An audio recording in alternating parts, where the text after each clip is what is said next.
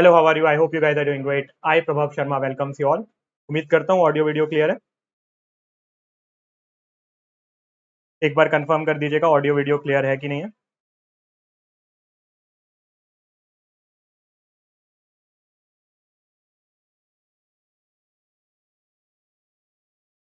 ठीक है, तो आई होप आपका ऑडियो और वीडियो क्लियर है।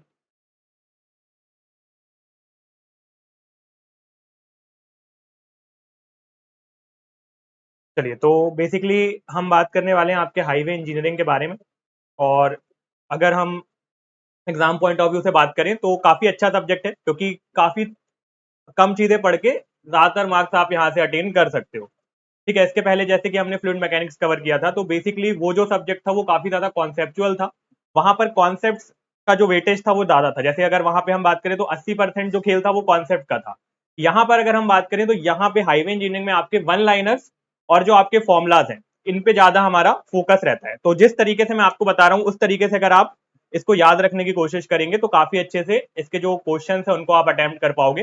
तो बेसिकली ये आपका कंप्लीट सिलेबस है यहाँ पर। ठीक है, अगर हम बात करें आपके हाईवे इंजीनियरिंग की तो ये आपका कंप्लीट सिलेबस है।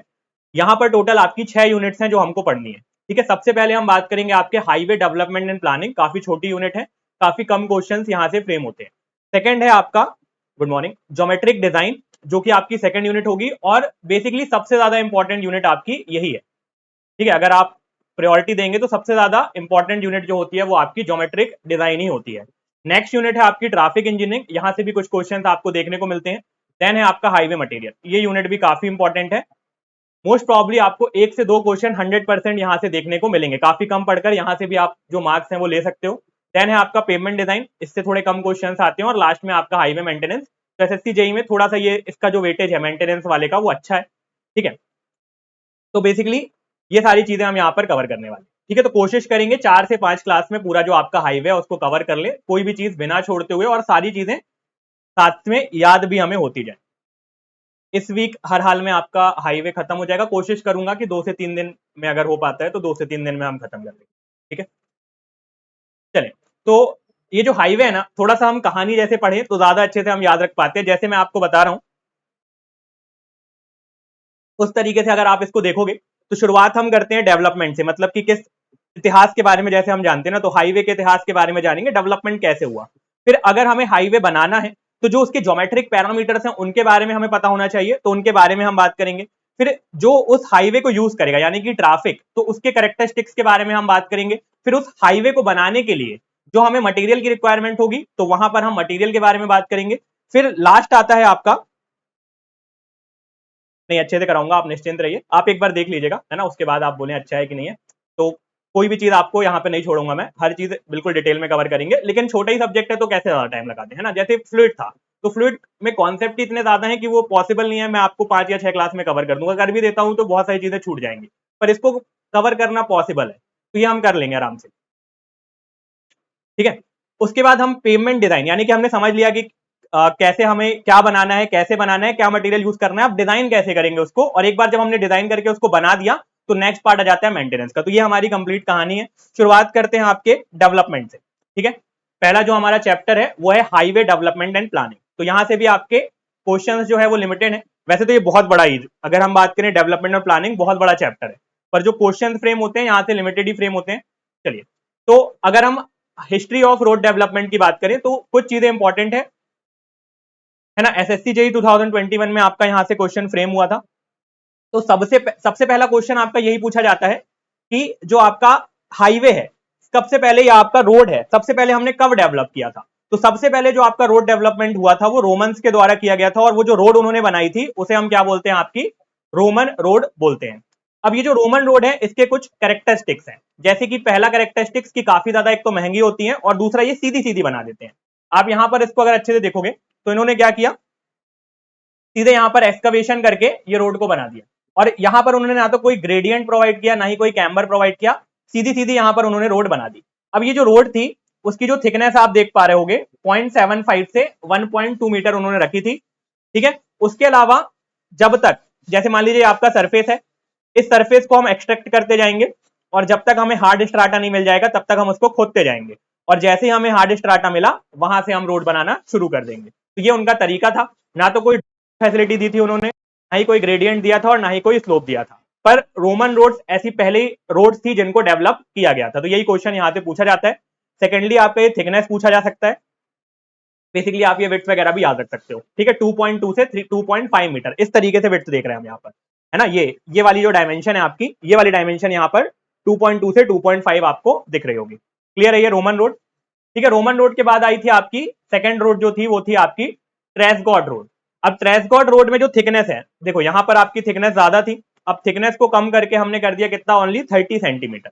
यहाँ पर हमने पहली बार स्लोप प्रोवाइड किया था और वो जो स्लोप था वो 1/45 था, 1/45 टुवर्ड्स सेंटर, सेंटर की तरफ वो स्लोप हमने प्रोवाइड किया था। यहाँ पर साइड ड्रेन आपको प्रोवाइड किए गए थे और ये आप देख पा रहे शोल्डर्स भी प्रोवाइड किए गए थे। तो क्वेश्चन क्या बनता है कि कौन सी ऐसी रोड थी जिसमें पहली बार शोल्डर्स प्रोवाइड किए गए, या कौन सी ऐसी रोड थी जिसका जो स्लोप था वो 1/45 था। इस तरीके से यहाँ पर क्वेश्चन बनते हैं।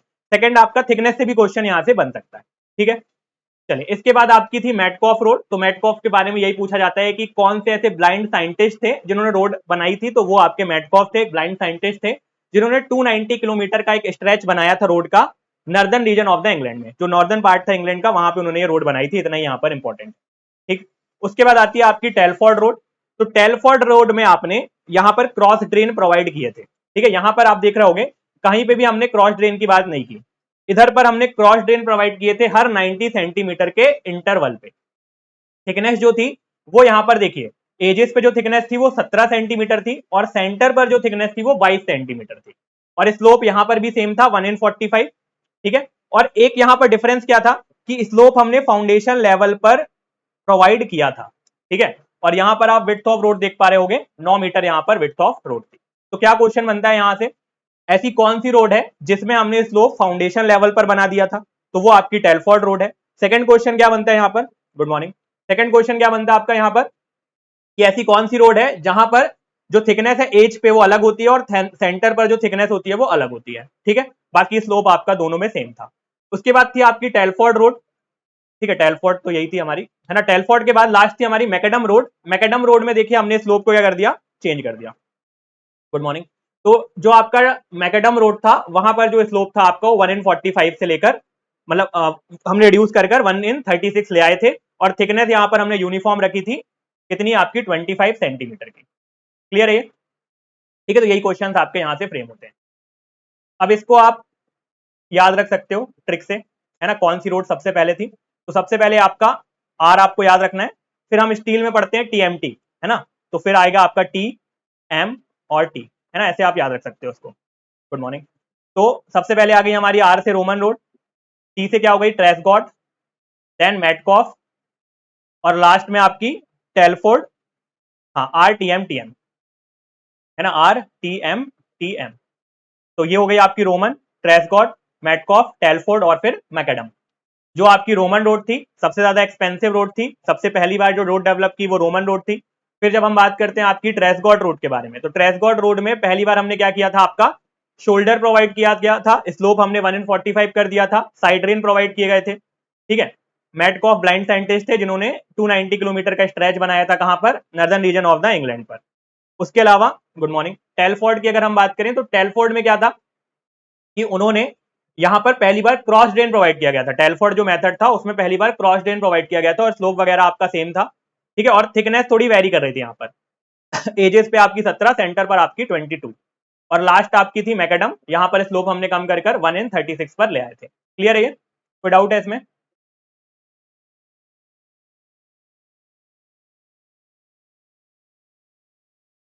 ठीक है। इसके बाद कुछ आपके इंपॉर्टेंट रोड डेवलपमेंट की अगर हम बात करें, तो road development should be considered as national interest. सबसे पहला पॉइंट आपको जो याद रखना है, जो हमारा रोड डेवलपमेंट है वो कैसा है, एक नेशनल इंटरेस्ट है। सेकेंडली, जो आपका मेनली यहाँ पर क्या पूछा जाता है कि कौन सा डिपार्टमेंट कब स्टैब्लिश किया गया था। तो पहले क्या हुआ था, इसकी अगर हम कहानी समझे, तो जो लॉर्ड डलहौजी थे उन्होंने, जिन्होंने पीडब्ल्यूडी आपका बनाया था, तो उन्होंने मिस्टर जयकार जो थे उनको क्या दिया, या एमआर जयकार जो थे उनको रिस्पॉन्सिबिलिटी दी कि आप एक सर्वे करिए और पता लगाइए कि जो इंडिया है या भारत है उसमें कितना रोड की रिक्वायरमेंट है या कैसे रोड की रिक्वायरमेंट है। तो उन्होंने एक कमिटी फॉर्मुलेट की। तो अगर आपसे क्वेश्चन पूछा जाता है कि पहली बार आपकी कमिटी कब फॉर्मुलेट हुई थी, जयकार कमिटी, तो जयकार कमिटी फॉर्मुलेट 1927 में हुई थी, एक लगाया वगैरह करने पर, और 1928 में उन्होंने अपनी जो रोड है जो रिपोर्ट है वो सबमिट की। ठीक है, तो रिपोर्ट उन्होंने सबमिट की थी 1928 पे, कमिटी फॉर्म हुई थी आपकी 1927 में। ठीक है, उसके बाद उन्होंने 1927 में बताया कि हाँ रोड की बहुत ज्यादा जरूरत है, और उन्होंने ही बोला था कि रोड डेवलपमेंट ऑफ रोड जो है वो एक नेशनल इंटरेस्ट है, यानी पूरे के पूरे नेशन को ध्यान में रख के रोड को डेवलप करना पड़ेगा। ठीक है, अब अगर रोड हमें बनाना है तो हमारे पास क्या होना चाहिए, कोई ऐसा डिपार्टमेंट होना चाहिए जिससे हम फंड वगैरह एलोकेट करवा पाए। तो वो जो फंड एलोकेट करेगा वो कौन था, हमारा सेंट्रल रोड फंड, CRF। ठीक है, उसके अलावा कोई ऐसी टेक्निकल बॉडी भी होना चाहिए जो हमें स्पेसिफिकेशंस वगैरह बताए कि क्या चीज को किस तरीके से करना है। तो वो हमारा था इंडियन रोड कांग्रेस, जिसके हिसाब से हम रोड को डेवलपमेंट करते थे। फिर अगर कोई चीज हम बना रहे हैं तो उसमें हमको R&D भी करना पड़ता है, उसको डेवलपमेंट करना पड़ता है, बार बार उसकी जो कमियां है दूर करना होता है। तो ये काम होता है हमारा सेंट्रल रोड रिसर्च ऑर्गेनाइजेशन का। फिर हमारे जो उस पर गाड़ियां चल रही हैं उनकी क्या पॉलिसीज हैं, उनके ऊपर क्या रूल्स और रेगुलेशन है, ये हमारा आता है मोटर व्हीकल एक्ट के अंदर। और एक हमारा किस तरीके से हाईवे को बनाना है वो आता है आपका नेशनल हाईवे एक्ट के बराबर। तो ये आपको ईयर याद करने पड़ेंगे। ठीक है, तो इसको अगर आप कहानी जैसे याद रखोगे तो याद रहेगा कि सबसे पहले कमेटी बनी 1927 में, रिपोर्ट सबमिट की 1928 में, फंड चाहिए था तो उसके बाद हमने बनाया सेंट्रल रोड फंड। फिर हमको पता करना था कि किस तरीके से आपकी टेक्निकल बॉडी जो सब चीजें देखेगी आपकी रोड्स वगैरह को, तो इंडियन रोड कांग्रेस। फिर जब हम रोड बना रहे थे तो रोड हम जब बनाने लगे तो उसमें डेवलपमेंट हमें करना था, तो सेंट्रल रोड रिसर्च ऑर्गेनाइजेशन, और उसके पहले आपका मोटर व्हीकल एक्ट। ठीक है, तो ये सब आपको याद रखने पड़ेंगे, यहां से क्वेश्चन बन सकता है। देन आता है आपका, आपके 3 रोड प्लान होते हैं, first 20 year road plan, second 20 year road plan और थर्ड 20 ईयर रोड प्लान। ठीक है, जो फर्स्ट 20 ईयर रोड प्लान था उसकी डेट क्या थी आपकी, 1943 से लेकर 1961। ठीक है, वैसे तो ये आपका जो रोड प्लान था ये 1943 से लेकर 1963 तक चलना चाहिए था, लेकिन जो हमारे टारगेट थे वो हमने अचीव कर लिए थे कब, आपके 1961 पे ही अचीव कर लिए थे, इसलिए जो रोड प्लान था ये 61 तक ही था। टारगेट क्या थे यहां पर हमको हमारा टारगेट था कि जो आपकी टोटल टारगेट डेंसिटी होनी चाहिए रोड की वो क्या होनी चाहिए, 16 किलोमीटर। अब ये आपको समझ में आता है जब हम लिखते हैं 16 किलोमीटर टारगेट डेंसिटी, इसका क्या मतलब होता है, इसका मतलब ये होता है कि जो आपका 100 किलोमीटर स्क्वायर एरिया होगा उसमें कम से कम 16 किलोमीटर रोड होनी चाहिए, है ना, ये आपका बताता है टारगेट डेंसिटी। तो यहां पर हमारी टारगेट डेंसिटी थी 16। एक्सप्रेसवे के बारे में हमने यहां पर कोई भी बात नहीं की थी। डेवलपमेंट अलाउंस जो था आपका वो कितना था यहाँ पर 15%, यानी कि आगे जो फ्यूचर एक्सपांशन है उसके लिए जो आपको अलाउंसेस इस पर्टिकुलर प्रोजेक्ट में छोड़ने थे वो 15% छोड़ने थे, ताकि आगे वो जो फंड थे उनको यूज किया जा सके। इस रोड प्लान को हम बोलते हैं आपका नागपुर रोड प्लान। ठीक है, नेक्स्ट इसमें हमने रोड को पांच तरीके से क्लासिफाई किया था, वो आगे हम देखेंगे क्वेश्चन के फॉर्म में। सेकंड आपका है 20 year road plan, second 20 year road plan, जिसको हम बॉम्बे रोड प्लान भी बोलते हैं, 1961 से 81। डेवलपमेंट अलाउंस घट के यहाँ पर हमने 5% कर दिया था, टारगेट डेंसिटी डबल कर दी थी, और यहाँ पर हमने एक्सप्रेस वे बनाने का रखा था कितना, 1600 किलोमीटर। ठीक है, हाँ ठीक है, अमन से बता रहे हैं आप। फिर उसके बाद आता है आपका थर्ड 20 ईयर रोड प्लान, जो कि हम लखनऊ रोड प्लान के नाम से भी जानते हैं, 81 से 2001 तक चला था। डेवलपमेंट अलाउंस यहाँ पर नहीं छोड़ा था, टारगेट डेंसिटी बढ़ाकर हमने 82 कर दी थी, और एक्सपेंशन जो था आपका रोड का, एक्सप्रेस वे था जो हमारा, वो 2000 किलोमीटर हमें यहाँ पर बनाना था। ठीक है, यहाँ पर जो हमने पैटर्न फॉलो किया था वो स्टार एंड ग्रिड पूछा जाता है, इंपॉर्टेंट है, ये भी याद रखेंगे। और यहाँ पर जो हमने पैटर्न यूज किया था स्क्वायर एंड ग्रिड, यहाँ पर कोई भी पैटर्न हमने यूज नहीं किया था। क्लियर है, बोले यहाँ तक कोई डाउट है ना, तो ये हमारा थोड़ा सा बेसिक हो गया आपका हाईवे डेवलपमेंट का। अब क्वेश्चंस के फॉर्म में बची हुई चीजें हम देखेंगे। क्लियर है, यहाँ तक कोई डाउट तो नहीं है।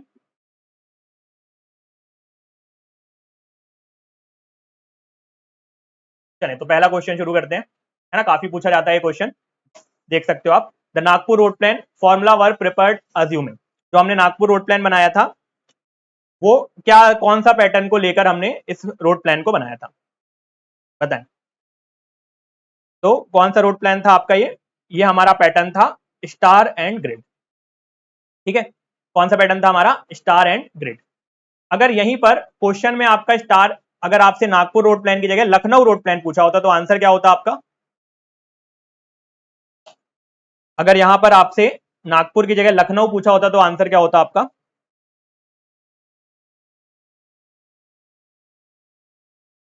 हाँ, स्क्वायर एंड ब्लॉक भी बोल सकते हो, स्क्वायर एंड ग्रिड भी बोल सकते हो। ठीक है, पर बेसिकली क्या हो जाएगा वहां पर, स्क्वायर हो जाएगा। ठीक है, कहां है आपका स्क्वायर एंड ब्लॉक पैटर्न, कौन सी जगह पर हमने ये स्क्वायर एंड ब्लॉक पैटर्न या स्क्वायर एंड ग्रिड पैटर्न देखा है?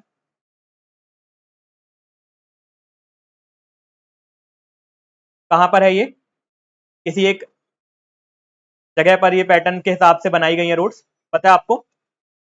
ठीक है, चंडीगढ़ में जो आपका डेवलपमेंट है वो आपका स्क्वायर एंड ब्लॉक पैटर्न के हिसाब से किया गया है। चलिए नेक्स्ट क्वेश्चन देखते हैं। ये सेम क्वेश्चन ही है क्या? ये सेम क्वेश्चन ही है। चलिए नेक्स्ट क्वेश्चन बताइएगा। State of engineering surveys for highway location in the following order. जब हम इंजीनियरिंग सर्वे करते हैं आपकी हाईवे लोकेशन के लिए, तो किस तरीके से हम आगे बढ़ते हैं, बताएं।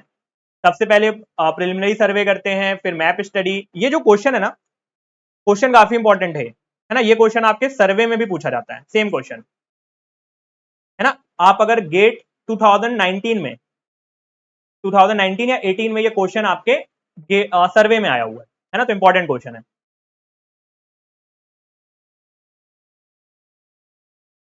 क्या होगा इसका आंसर? ठीक है, सबसे पहले हम क्या करते हैं, मैप स्टडी। ठीक है, उसके बाद हम क्या करते हैं, आपका रेकोनेसेंस। ठीक है, उसके बाद हमारा होता है प्राइमरी सर्वे, देन आपका फाइनल लोकेशन और डिटेल सर्वे।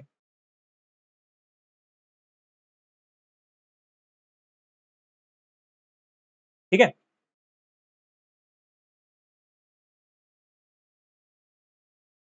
नहीं तो यहां पर आप लोकेशन की बात कर रहे हैं ना, लोकेशन हम अभी कर रहे हैं, अभी हम डिजाइन हाईवे थोड़ी डिजाइन कर रहे हैं कि आप ट्रैफिक स्टडी, अभी हम लोकेशन फाइनलाइज कर रहे हैं ना। ठीक है, क्लियर नहीं? हाईवे बना नहीं रहे अभी हम, अभी लोकेशन पता कर रहे हैं, है ना। इतना आसान थोड़ी होता है कि सीधे आप हाईवे बना दोगे जाके। क्लियर है ये? अब मैप स्टडी में क्या आता है, बेसिकली जो टोपो शीट्स वगैरह होती हैं किसी भी पर्टिकुलर एरिया की, उसको हम स्टडी करते हैं, है ना। पहले क्या करेंगे, जब आप जैसे जब आपका प्लेसमेंट हो जाएगा, जब मतलब आप एग्जाम निकाल लोगे, तो जैसे आपको कहीं पर सर्वे करना है, तो पहला काम होता है ऑफिस पे ही बैठ के उस पर्टिकुलर एरिया के जो हमारे मैप्स होते हैं उनको लेकर आते हैं हम, और उसके हिसाब से पहले हम देखते हैं कि क्या टेरेन है वहां का, है ना, तो टोपोग्राफिकल शीट्स वगैरह से। उसके बाद हम वहां पर एक रफ सर्वे करने जाते हैं जिसको हम रेकोनेसेंस बोलते हैं, ऊपर से देखेंगे आसपास, मतलब साइट विजिट होती है। फिर आपका प्राइमरी सर्वे, फाइनल लोकेशन और डिटेल सर्वे होता है। ठीक है, तो ऑप्शन नंबर आपका यहाँ पर सी जो होगा वो सही होगा।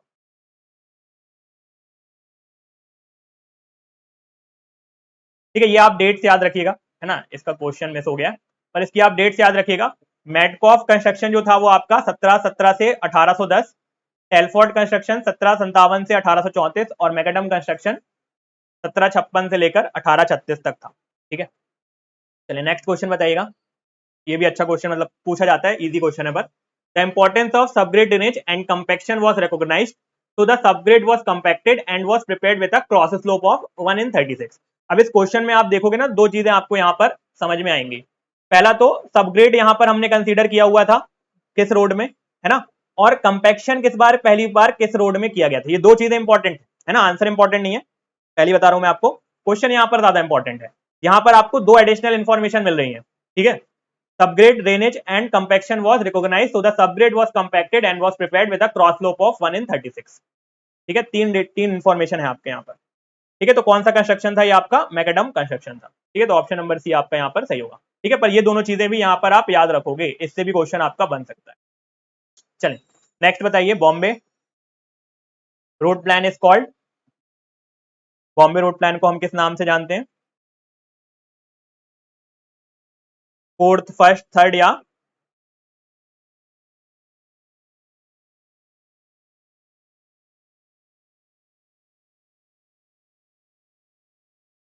ठीक है, इसमें कोई डाउट तो नहीं होता ना, देखो इसमें आप याद रख सकते हो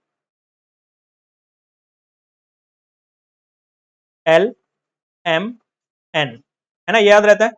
उल्टा चलो यहाँ पर, नागपुर, मुंबई और लखनऊ, पहले क्या हो जाएगा आपका ये? ठीक है, अगर मान लो कभी होता है तो इसको आप ऐसे याद रख सकते हो, पहले क्या हो जाएगा आपका ये नागपुर सबसे पहले, देन आपका ये सेकंड वाला है मुंबई, और लास्ट वाला आपका लखनऊ। तो मुंबई को आप उस टाइम पर किस नाम से जानते थे? बॉम्बे के नाम से जानते थे, तो ये आपका सेकंड 20 ईयर रूट प्लान कहला जाएगा। चलिए नेक्स्ट बताइएगा। The road classification system which categorise the road into 3 classes. यहां पर ऐसा कौन सा सिस्टम था जहां पर हमने रोड को 3 क्लासेस में कैटेगराइज किया था? Primary, secondary and टर्जरी। Primary, secondary and टर्जरी।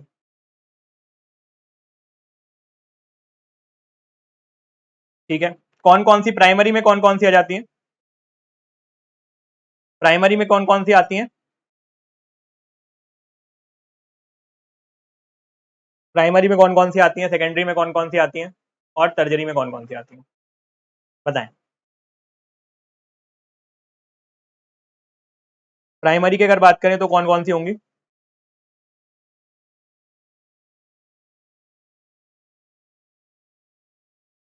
Primary में स्टेट हाईवे नहीं होता है, ठीक है, याद रखेंगे, गलती नहीं करनी है। प्राइमरी में आपका नेशनल हाईवे और एक्सप्रेसवे होता है। ठीक है, उसके बाद आपका स्टेट हाईवे और मेजर डिस्ट्रिक्ट रोड। ठीक है, देन विलेज रोड और अदर डिस्ट्रिक्ट रोड। ठीक है, ये गलती मत करिएगा। ठीक है, प्राइमरी में आपके नेशनल हाईवे, एक्सप्रेस वे, तो टोटल यहाँ पर कितने रोड्स हो गई हमारी? 6 टाइप्स ऑफ रोड हो गई यहाँ पर। ठीक है, 6 टाइप्स ऑफ रोड हो गई। अगर मैं आपसे बोलूं कि नागपुर रोड प्लान में कितने टाइप्स ऑफ रोड थी, तो नागपुर रोड प्लान में आपकी 5 टाइप्स ऑफ रोड थी। ठीक है, एक्सप्रेस वे हटा के सारी थी। नागपुर रोड प्लान में देखोगे तो NH, SH, MDR, VDR, ODR। ठीक है, क्लियर है ये? तो आपका क्या पूछा था यहाँ पर?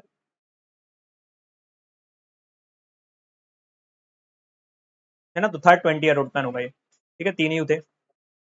चलें, क्लियर रखेंगे इसको। तो ये आपका प्राइमरी सिस्टम में express way, national highway, secondary में state highway, major district road, tertiary में आपका अदर डिस्ट्रिक्ट रोड और विलेज रोड। क्लियर है ये?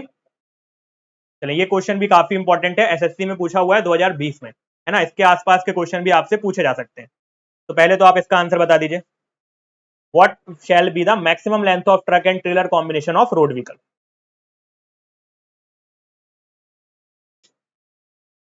हाँ, एक्सप्रेस वे नहीं था आपका, जब हमने शुरुआत की थी तो आपका एक्सप्रेस वे नहीं था। वहां पर जो हमारा कंसिडरेशन था एक्सप्रेस वे का, वो भी क्या था? नील था, कोई भी एक्सप्रेस वे हमें नहीं बनाना था। क्या होता है ये? IRC के हिसाब से जो आपका maximum length of truck and trailer combination, तो ये जो मैक्सिमम हो सकता है वो आपका 18 मीटर हो सकता है। ठीक है, पहला क्वेश्चन तो आपका ये बनेगा। दूसरा, आपसे विड्थ के बारे में पूछा जाता है, मैक्सिमम विड्थ कितनी हो सकती है व्हीकल की? जो आपकी मैक्सिमम विड्थ होती है वो कितनी हो सकती है?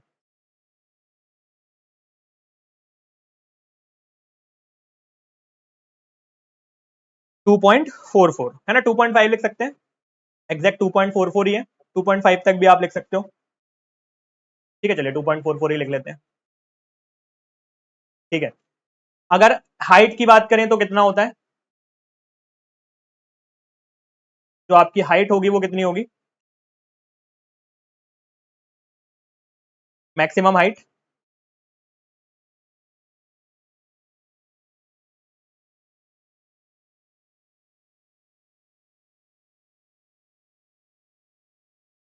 मैक्सिमम हाइट क्या होगी? जल्दी बताएं, है ना, काफी सारी चीजें।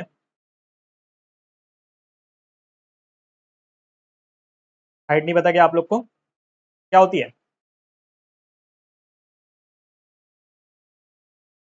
4.75 एंड 3 पॉइंट, तो वेरी गुड। अगर आपको कभी भी क्वेश्चन पूछा जाता है मैक्सिमम हाइट की, तो आपको देखना है कि सिंगल डेकर के लिए पूछ रहा है कि डबल डेकर के लिए पूछ रहा है। सिंगल डेकर के लिए आपकी हाइट होती है 3.8, ठीक है, मैक्सिमम, और डबल डेकर के लिए आपकी 4.75। ठीक है, तो ये आपको याद रखना है। क्लियर है? ठीक है, वेरी गुड। नेक्स्ट है आपका, the road portion used by vehicular traffic is known as. जो रोड पोर्शन हमारा व्हीकुलर ट्रैफिक यूज करता है उसे हम क्या बोलते हैं?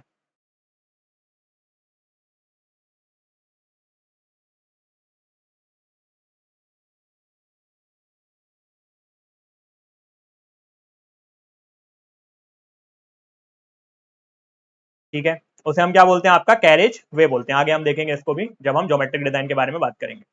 चलिए, ये क्वेश्चन आपका ESE में पूछा हुआ है, बता दीजिए जल्दी से, अच्छा क्वेश्चन है ये भी, ESE में पूछा हुआ है।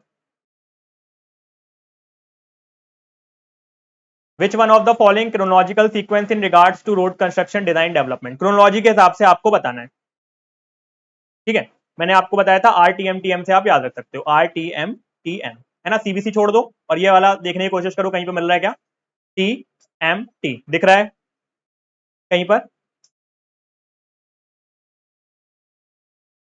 है ना। मेटकॉफ यहाँ पर नहीं है तो TTM आएगा, TTM आएगा ना।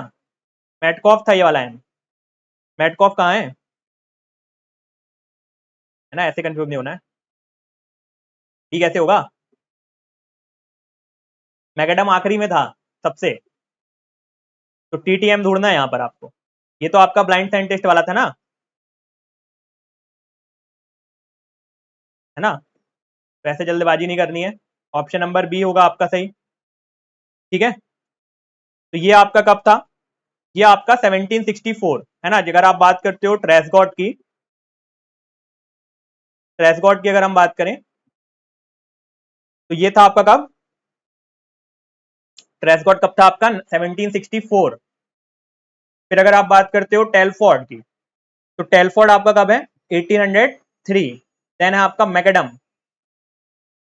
ये है आपका 1815 में। और लास्ट है आपका CBR, तो CBR जो है वो आपका सबसे नया है ना, 1928 में। ठीक है, क्लियर है। ठीक है, तो थोड़ा सा ध्यान देके हमें क्वेश्चन को आंसर करना है। चलिए नेक्स्ट बताइएगा। The length of national highway as per 30-20 year road plan is given by, ठीक।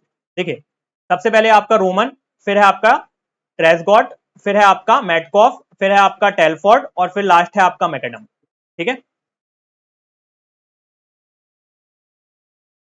क्या होगा, length of national highway area divided by 50, ठीक है। और यहां पर अगर नेशनल हाईवे की जगह मैं कर दूं स्टेट हाईवे तो क्या होगा आंसर, नेशनल हाईवे की जगह अगर मैं कर दूं आपका स्टेट हाईवे तो क्या होगा आंसर।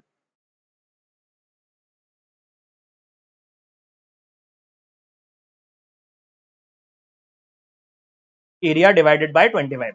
क्या पूछना चाह रहे हैं हमसे क्वेश्चन कि अगर आपको नेशनल हाईवे निकालना है 30-20 ईयर रोड प्लान के हिसाब से नेशनल हाईवे की लेंथ, तो क्या फॉर्मूला आप यूज करोगे। जो भी आपका एरिया, अब ये एरिया कौन का है, कौन सा एरिया, ये एरिया ऑफ कंट्री है क्या, एरिया ऑफ सिटी है क्या, एरिया ऑफ डिस्ट्रिक्ट है, एरिया ऑफ स्टेट है, कौन सा एरिया है, कौन सा एरिया आपका ये।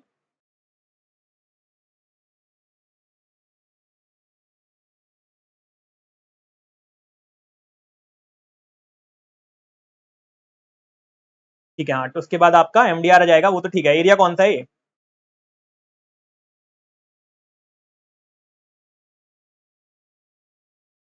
ठीक है। और लास्ट में आपको अगर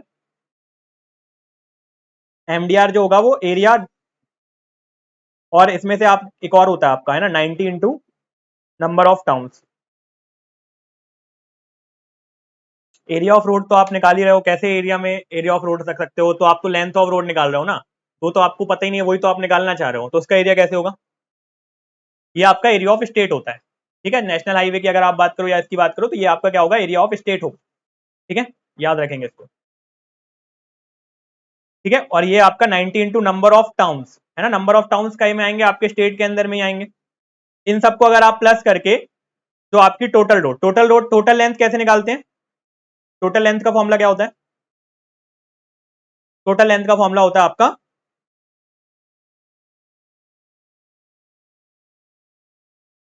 डेंसिटी, सब जगह एरिया आपका एरिया ऑफ स्टेट ही है ना, डेंसिटी इंटू एरिया।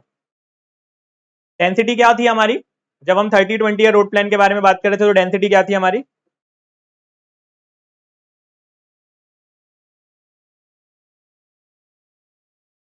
82 थी।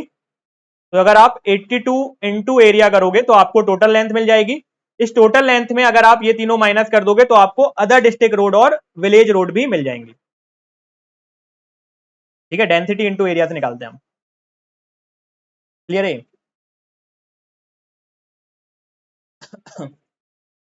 और 82 हमने इसलिए लिया क्योंकि हमारी जो टारगेट डेंसिटी थी 30-20 ईयर रोड प्लान में वो 82 थी, ठीक है, क्लियर है विदाउट ठीक है, डेंसिटी इंटू एरिया से याद रखें आप इसको। यही क्वेश्चन जब आप सॉल्व करोगे तो यही वाला फॉर्मूला यूज होता है, 4.74 वाला नहीं यूज होता है।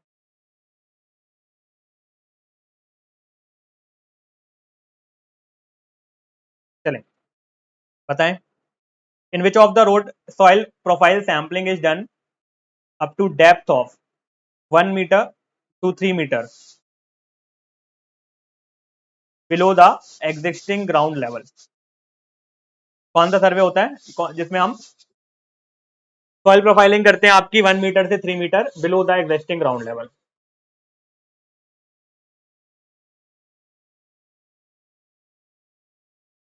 है ना।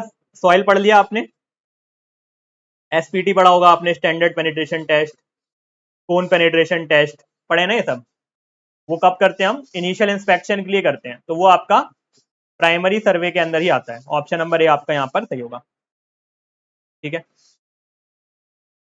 तो ये आपके फीचर्स होते हैं प्राइमरी सर्वे जब आप कर रहे होते हो।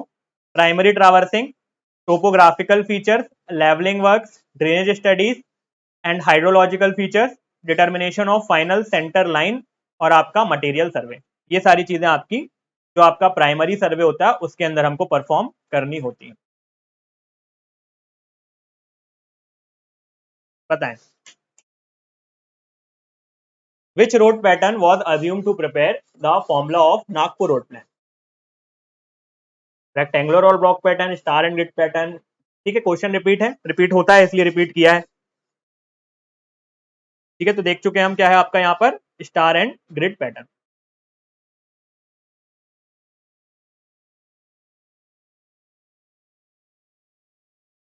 रेक्टेंगुलर और ब्लॉक पैटर्न क्यों आपको लग रहा है?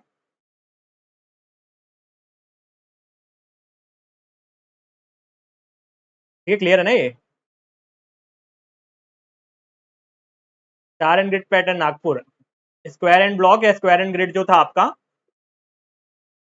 वो थर्ड 20 ईयर रोड प्लान यानी कि आपका लखनऊ रोड प्लान में था, है ना। तो इसमें तो डाउट नहीं आना चाहिए। चलिए, थोड़े बहुत बिल्कुल बेसिक क्वेश्चन भी कभी कभी आ जाते हैं, तो कई बार यही हम छोड़ के चले जाते हैं, तो वो भी है। एमडीआर का फुल फॉर्म क्या होता है ना, पूछा जाता है ये क्वेश्चन।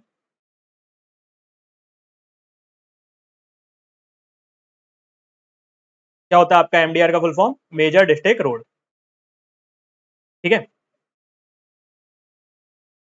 कि कई बार हम इतने इजी क्वेश्चन भी गलत कर देते हैं। बताइए, ओडीआर का फुल फॉर्म क्या होता है?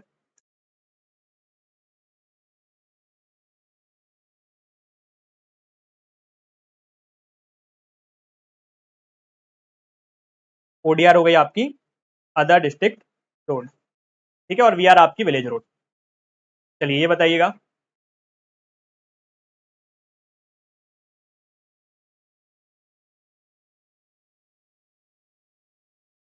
इन which one of the following year government of India brought into effect motor vehicle act?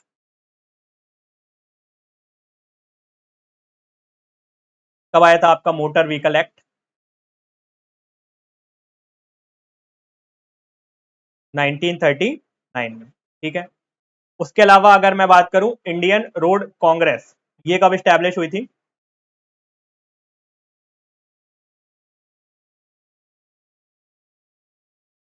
ठीक है, रिवाइज्ड आपका 1988 सही है, पर वो नहीं पूछता है, जनरली आपसे स्टैब्लिश ही पूछा जाता है।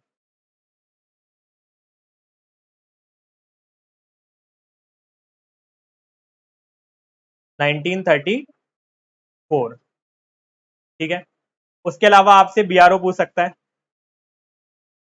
बीआरओ कब आया था? ठीक है, काफी लोग जाओगे आप लोग में से बीआरओ भी। ठीक है, उम्मीद करते ना जाना पड़े, है ना, सब सीबीडब्ल्यूडी चले जाएं, लेकिन कुछ लोग तो फिर भी जाएंगे। ये है आपका 1960। ठीक है, उसके अलावा और क्या था आपका? Central road fund.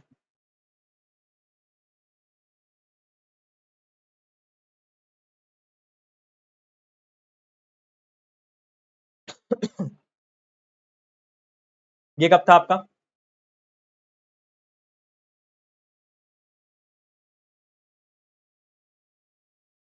CPWD target करिए, अब सारे डिपार्टमेंट अपने आप ही मिल जाएंगे, है ना। प्रायोरिटी अगर आप सीपीडब्ल्यूडी टारगेट करते हो तो एमईएस और बीआरओ तो मिल ही जाएगा। सेंट्रल रोड फंड की बात कर रहे हैं हम यहाँ पर। 1950 कैसे?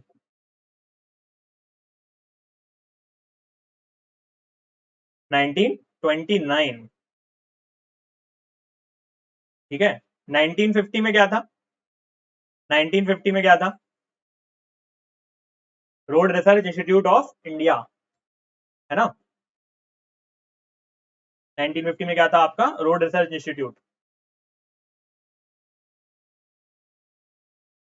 ठीक है।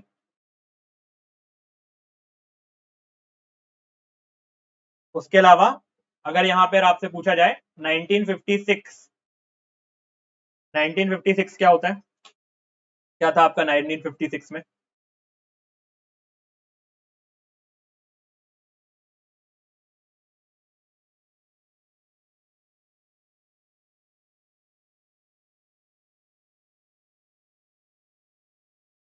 नेशनल हाईवे एक्ट, है ना। एनएचएआई थोड़ी होगा।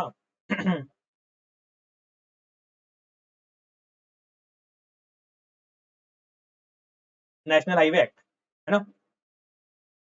ठीक है, तो क्या बोलता है ये national highway act? National highway act बोलता क्या है कि जब भी आप कोई स्टेट हाईवे को डिजाइन कर रहे हो तो आपको इस तरीके से उस स्टेट हाईवे को डिजाइन करना है कि जरूरत पड़ने पर उस स्टेट हाईवे को हम कहां पर कन्वर्ट कर दें? नेशनल हाईवे पर कन्वर्ट कर दें। जो आपके स्पेसिफिकेशन होंगे स्टेट हाईवे के वो इस तरीके से होंगे कि अगर अभी कभी भी आपको स्टेट हाईवे को नेशनल हाईवे में कन्वर्ट करना है तो आप उसे कन्वर्ट कर पाओ। ये बोलता है आपका, किसके बारे में? ये बोलता है आपका नेशनल हाईवे एक्ट। तो क्या इसका उल्टा पॉसिबल होगा? क्या किसी हम नेशनल हाईवे को स्टेट हाईवे में कन्वर्ट कर सकते हैं? अगर हमें किसी नेशनल हाईवे को स्टेट हाईवे में कन्वर्ट करना हो तो क्या हम उसे कन्वर्ट कर सकते हैं? तो ऐसा हम नहीं कर सकते। ठीक है। स्टेट हाईवे से हम नेशनल हाईवे में तो कन्वर्ट कर सकते हैं उस पर्टिकुलर रूट को, पर नेशनल हाईवे से दोबारा हम उसको स्टेट हाईवे में कन्वर्ट नहीं कर सकते। ठीक है, तो यहां पर हमसे पूछा जा रहा था मोटर व्हीकल एक्ट के बारे में 1939। चलिए नेक्स्ट क्वेश्चन है आपका, बताएं।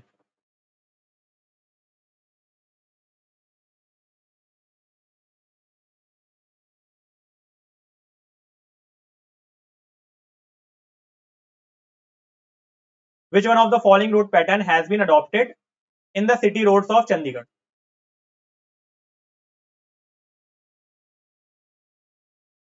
ये आंसर होगा आपका rectangular and block pattern.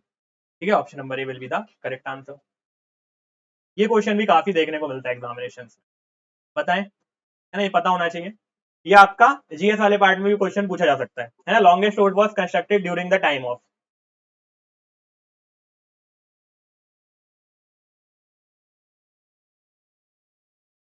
Sher Shah Suri.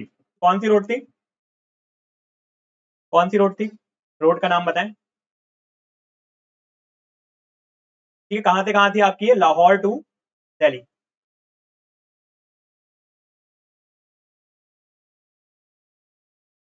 ये रोड का नाम क्या था आपका? रोड का नाम था आपका ग्रैंड ट्रंक रोड। कब बनाई गई थी आपकी? 1540 टू 1545। ठीक है, इसको याद रखें। चलें, बीआरओ कब स्टैब्लिश हुआ था? ये भी हमने देखा था। कब हुआ था आपका बीआरओ स्टैब्लिश?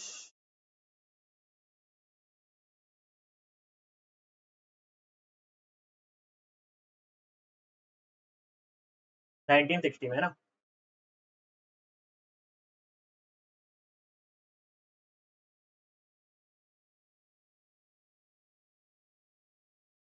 पता है, ये क्वेश्चन काफी अच्छा है, ध्यान से सॉल्व करिएगा इसको। ऐसे क्वेश्चन में हम गलती कर सकते हैं। इन विच ऑफ द ईयर जयकार कमिटी वॉज फॉर्म्ड, है ना। तो बस ध्यान क्या रखना है, यहाँ पर हमसे बोला है फॉर्म, तो क्या होगा आपका 1927। ठीक है, और अगर ये पूछा जाता कि कब उन्होंने रिपोर्ट को सबमिट किया था तब आपका आंसर 1928 होता, है ना। ठीक है, आईआरसी कब बना था आपका? 1934 में ना, ये सारी चीजें तो ये आप याद रख सकते हो। Jacquard committee formulated in November 1927, recommended in Feb 1928, Central Road Fund, Indian Road Congress, Motor Vehicle Act, first 20 year, CRRI, second 20 year, third 20 year, national highway act, और फिर लास्ट में आप बीआरओ भी लिख लो।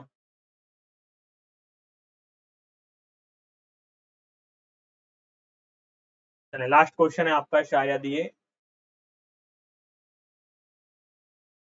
अभी बताएं। Who constructed one of the first and oldest road and is considered to be pioneer in the field of road construction?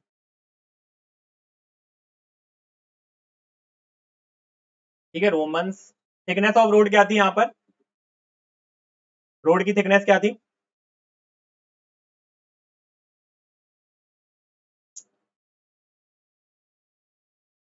Thickness of road क्या थी? विड्थ ऑफ रोड क्या थी?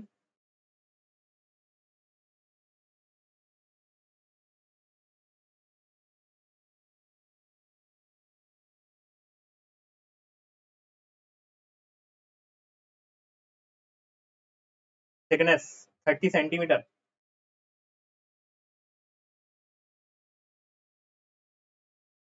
ठीक है, ये रोमन नहीं बता रहे हो आप 30 सेंटीमीटर। विड्थ ऑफ रोड क्या थी?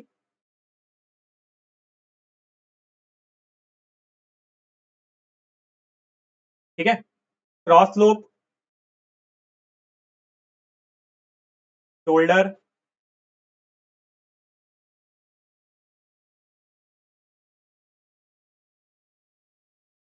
ग्रेडियंट क्या था इनमें?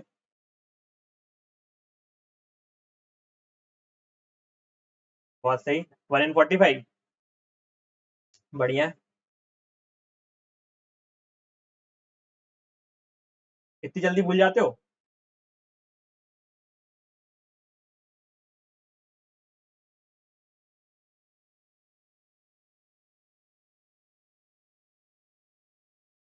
ना तो कोई ड्रेनेज प्रोवाइड किया गया था यहाँ पर, ना ही कोई क्रॉस स्लोप प्रोवाइड किया गया था, ना ही कोई यहाँ पर ग्रेडियंट प्रोवाइड किया गया था, और ना ही कोई शोल्डर प्रोवाइड किया गया था। क्लियर है ये? उसके अलावा जो आपका पहली बार स्लोप प्रोवाइड किया गया था वो आपके ट्रेस गॉड में प्रोवाइड किया गया था, और यहाँ पर जो आपकी थिकनेस थी वो 30 सेंटीमीटर थी, है ना? इतनी जल्दी मत भूलो।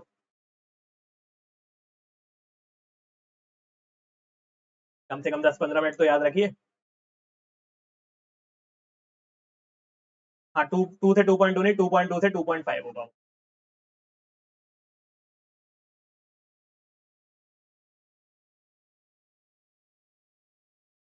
ठीक है, चलें। As per IRC the formation width of major district road, MDR की फॉर्मेशन विड्थ क्या होती है? बीआर की भी बता दीजिएगा, और एनएच और एसएच की भी।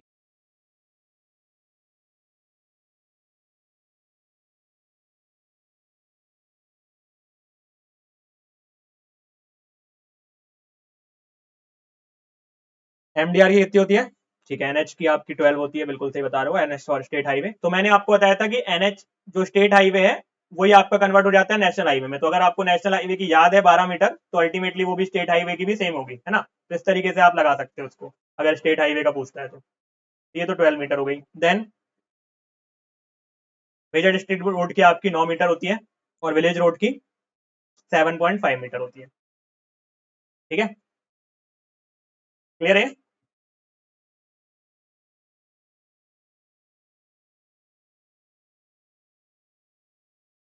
The road connecting the district headquarter of one state to the district headquarter of neighboring state is called.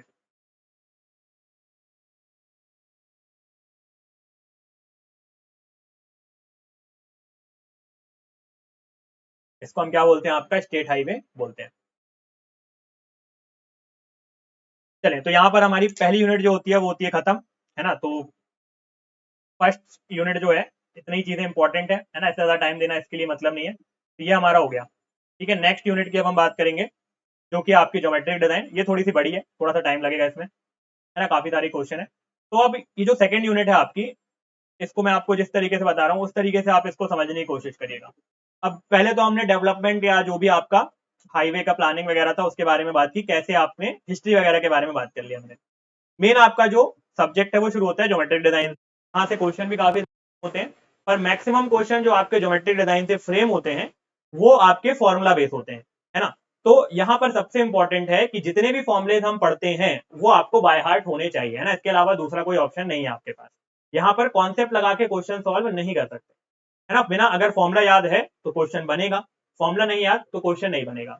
जैसे कुछ आपके कॉन्सेप्चुअल सब्जेक्ट होते हैं, सोम है या फिर आपका एफएम है, तो वहां पर आप कॉन्सेप्ट अगर आपको पता है तो फॉर्मुला उतना ज्यादा इंपॉर्टेंट नहीं होता है, लेकिन यहाँ पर सारा खेल आपका फॉर्मुले का है। तो किस तरीके से हमारी अप्रोच रहेगी जो आपका ज्योमेट्रिक डिजाइन है उसको पढ़ने की, पहले हम बात करेंगे आपके क्रॉस सेक्शनल एलिमेंट। जितने भी क्रॉस सेक्शनल एलिमेंट होते हैं, चाहे कर्व हो, मेरिडियन हो, फ्रिक्शन हो, शोल्डर हो, कैम्बर हो, इनको हम एक साथ देखेंगे, ठीक है। उसके बाद हम बात करेंगे साइड डिस्टेंसेस के बारे में, जिसमें हम आपका एसएचडी, ओएचडी, आईएचडी, इंटरसेक्शन सारी चीजें देखेंगे, है ना। हाँ, कोडल में भी आपका बेसिकली वो रटने ही वाला है ना, उसमें भी कोई कॉन्सेप्ट तो है नहीं।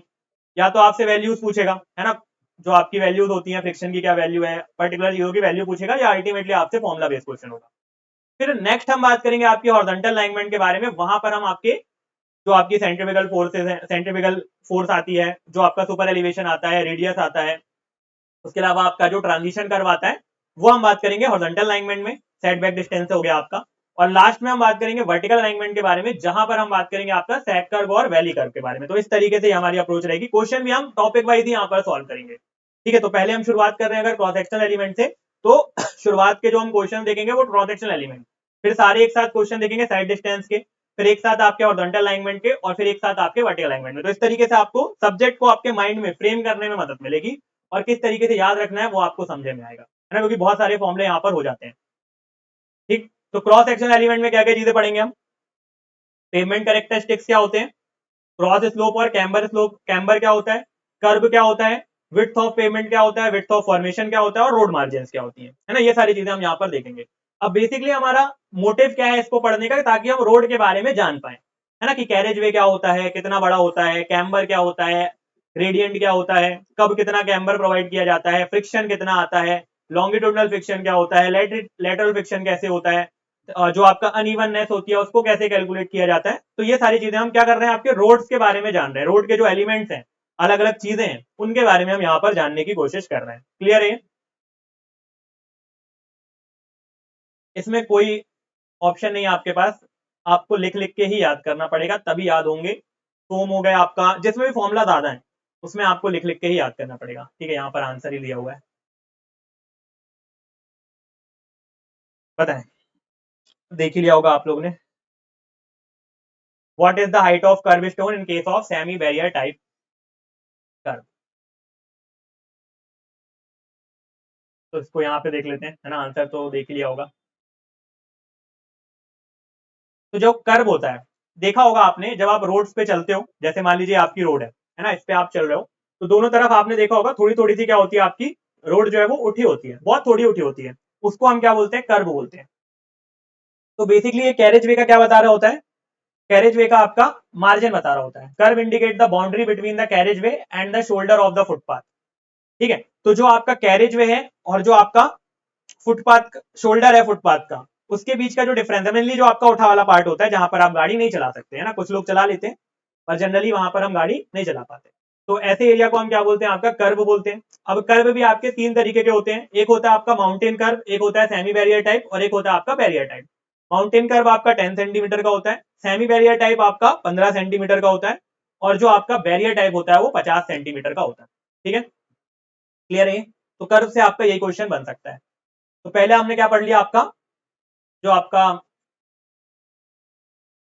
पेमेंट कैरेक्टरिस्टिक है, पहली बात हमने कर ली कर्व के बारे में, ठीक है। कर्व क्या होता है, क्लियर है, कर्व, है ना, इस तरीके से होता है, जैसे मान लो ये आपकी रोड है, तो ऐसा आपका कर्व होगा, है ना, राउंडेड भी हो सकता है, और जनरली वैसे आपका राउंडेड ही होता है थोड़ा सा। तो इस तरीके से आपका जो कर्व है वो होता है ना, यहाँ पर आपकी गाड़ियां होती हैं। चलिए नेक्स्ट क्वेश्चन बताएगा, ये काफी इंपॉर्टेंट क्वेश्चन है और ये बहुत फ्रेम होता है।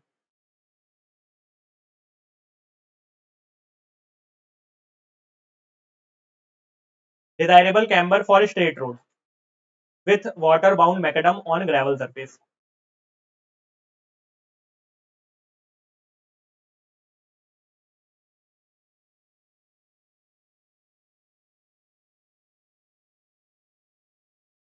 बताएं।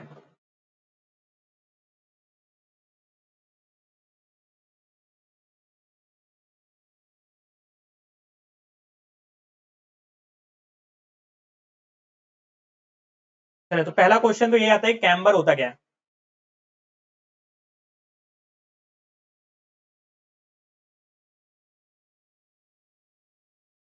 ना। इसको मैं आपको ट्रिक से बताता हूँ कैसे याद रखना है ना, इंपॉर्टेंट है क्योंकि ये होता है आपका कैम्बर।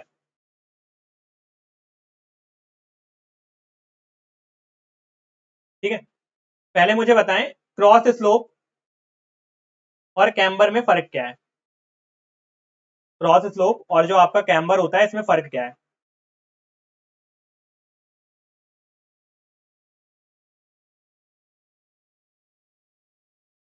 क्रॉस स्लोप और कैम्बर में आपका फर्क क्या होता है,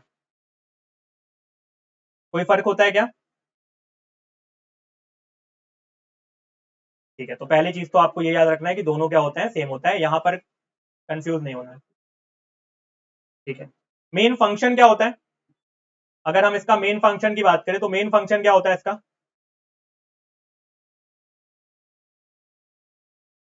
मेन फंक्शन क्या होता है, ड्रेनेज। ठीक है, बिल्कुल बेसिक सा क्वेश्चन है, पर आप जब देखोगे पीवाईक्यू तो कितनी न जाने कितनी बार ये क्वेश्चन रिपीट हुआ है कि कैम्बर किस लिए यूज करते हैं, तो ड्रेनेज के लिए यूज करते हैं। ठीक है, क्लियर है ये। ठीक है, अब दो तरीके के होते हैं, एक आपका स्ट्रेट लाइन होता है और एक आपका पैराबोलिक हो सकता है ना। एक स्ट्रेट लाइन हो सकता है और एक आपका पैराबोलिक हो सकता है, और तीसरी कंडीशन पर आपका मिक्स्ड भी हो सकता है, स्ट्रेट लाइन, पैराबोलिक और मिक्स्ड। ठीक है, अब इसको याद कैसे कर सकते हैं हम, ये देखो आप, सबसे अच्छी रोड कौन सी होती है आपकी, सीमेंट कॉन्क्रीट या फिर थिक बिटुमिनस रोड। ठीक, पहली चीज। उसके बाद सेकंड नंबर पर कौन आएगी आपकी, thin bituminous road. Third number पर कौन आएगी आपकी, डब्ल्यूबीएम या फिर आपका ग्रेवल पेवमेंट, और फोर्थ नंबर पे आएगी आपका अर्थ रोड। ये तो याद रहता होगा, इसमें तो कोई डाउट नहीं होगा। ठीक, शुरुआत करो किससे, 2% से।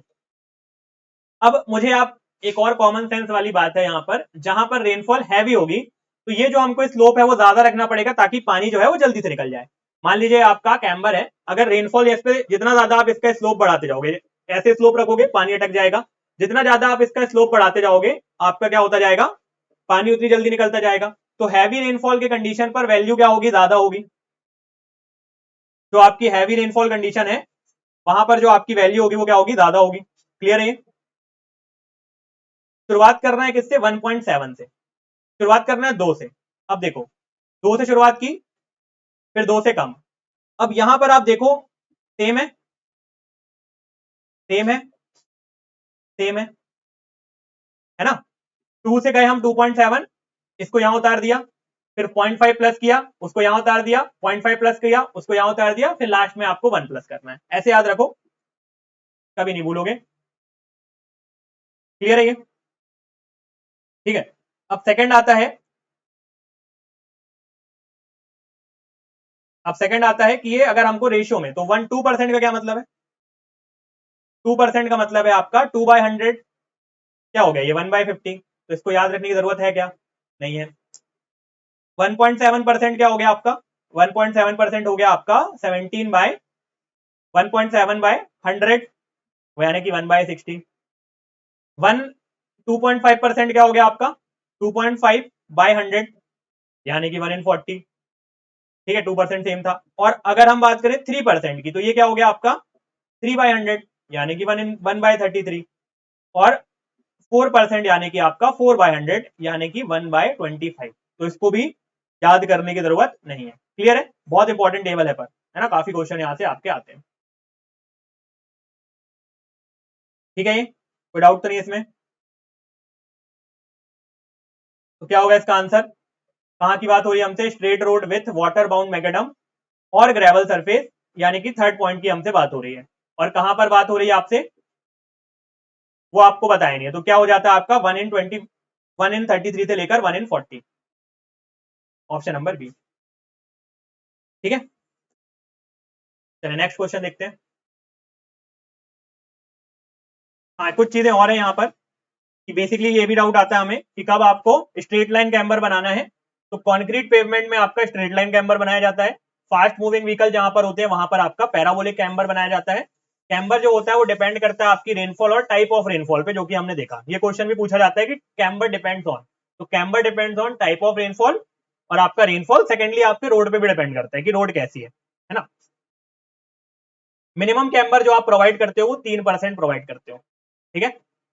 मिनिमम कैम्बर क्वेश्चन आता है जब हम ज्योमेट्रिक डिजाइन की बात करते हैं, नो सुपर एलिवेशन, ये वाला क्वेश्चन आपने देखा होगा। तो नो सुपर एलिवेशन भी अगर आपको लिखा है तो मिनिमम तो आपको कैम्बर तो प्रोवाइड करना ही पड़ेगा। तो जो आपका ई की वैल्यू हो जाती है वो 0.3 हो जाएगी या 0.03 हो जाएगी उस कंडीशन पर। तो मिनिमम आपका 3% होता है। मैक्सिमम कैम्बर जो हम प्रोवाइड करते हैं वो 5% होता है। जो ग्रेडियंट आपका होता है वो ट्वाइस ऑफ कैम्बर होता है।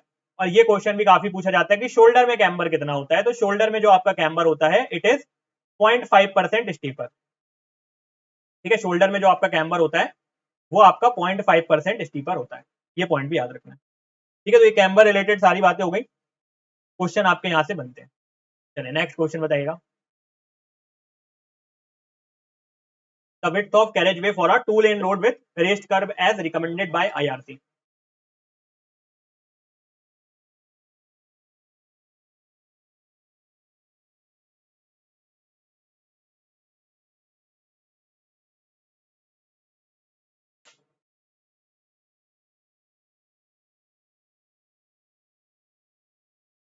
ठीक है, क्या होगा आपका 7.5 मीटर। और अगर आपसे बोला जाए विदाउट कर्व, अगर आपसे बोला जाए विदाउट कर्व तो क्या होगा आंसर?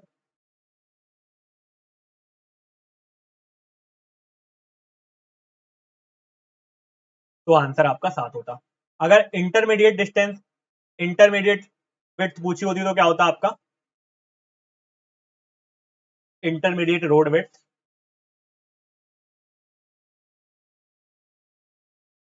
5.5। और सिंगल लेन, सिंगल लेन क्या होती है?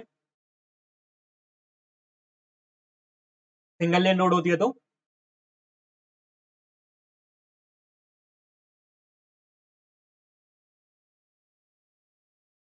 3.75। एंड अगर मल्टी लेन होती है तो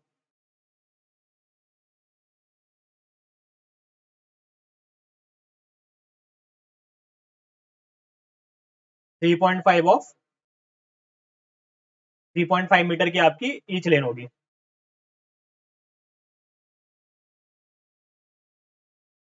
ठीक है। तो ये आप याद रख सकते हो, single lane, two lane with rest curve, intermediate और मल्टी लेन, ठीक है। नेक्स्ट क्वेश्चन बताइएगा।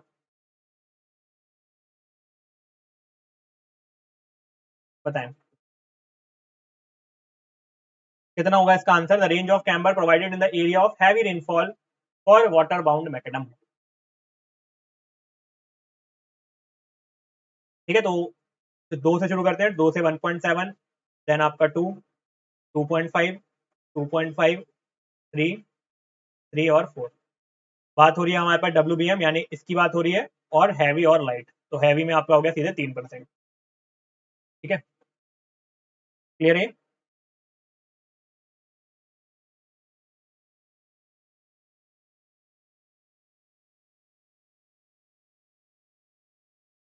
Which of the following equipment is used to measure the pavement unevenness index?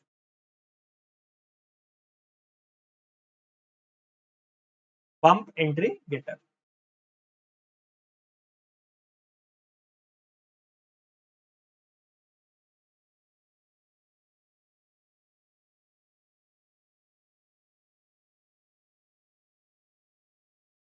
ठीक है, तो क्या होता है ये पंप इंडिकेटर से? हम क्या करते हैं, आपकी जो पेमेंट की अनइवननेस है वो हम कैलकुलेट करते हैं, है ना। ठीक है, अब इसमें कुछ रिकमेंडेशंस होती हैं, तो वो आप मुझे बताएंगे। तब हम बोलेंगे कि पेमेंट का जो सरफेस है गुड सरफेस है, ठीक है। कब हम बोलेंगे कि वो सेटिस्फैक्ट्री या सेटिस्फैक्ट्री है सरफेस, और कब हम बोलेंगे अनसेटिस्फैक्ट्री?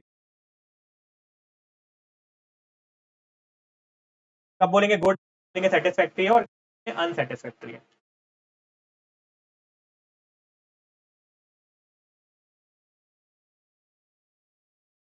बताएं।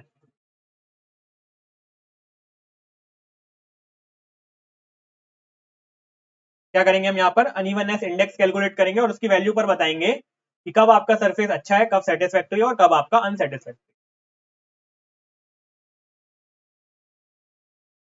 Less than 150 centimetre per kilometre तो गुड है। ठीक है, up to 250 centimetre per kilometre ये क्या हो जाता है, सेटिस्फैक्टरी। और if it is greater than 350, if it is greater than 350 centimetre per kilometre, then it is treated as unsatisfactory. फिर हम उसको क्या ट्रीट करते हैं, आपका अनसेटिस्फैक्टरी ट्रीटेड करते हैं। क्लियर है? ठीक है। और यहाँ पर हम स्पीड भी बताते हैं, है ना। स्पीड क्या होती है आपकी सेटिस्फैक्टरी के केस में, यहाँ पर जो आपकी स्पीड होती है वो 100 किलोमीटर पर आवर की जो आपकी व्हीकल की स्पीड है वो हम लेकर चलते हैं यहाँ पर।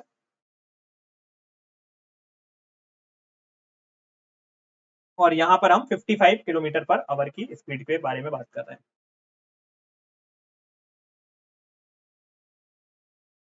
ठीक है, तो ऑप्शन नंबर आपका यहाँ पर ए से होगा, वो सही होगा। क्लियर है? ना ना, ये उसके जब ऊपर होगा तब अनसेटिस्फैक्टरी होता है ना, रेंज में नहीं होगा। ठीक है, 3200, कहीं कहीं आपको 3200 मिलेगा, कहीं कहीं आपको 350 में मिलेगा, तो ये आप याद रख सकते हो। चले नेक्स्ट क्वेश्चन देखते हैं। Minimum width off shoulder, shoulder क्या होता है पहले तो ये बताएं। अगर हम शोल्डर की बात करें तो शोल्डर होता क्या है?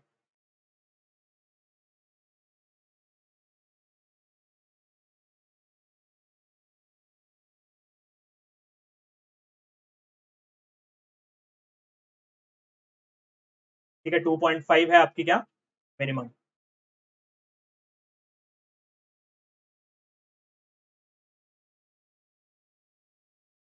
डिजायरेबल क्या होती है?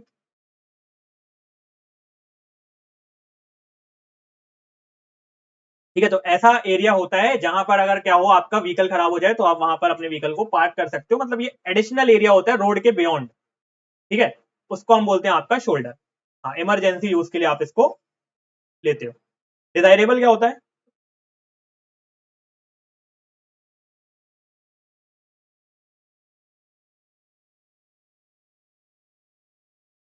डिजायरेबल क्या होगा आपका 4.6 मीटर।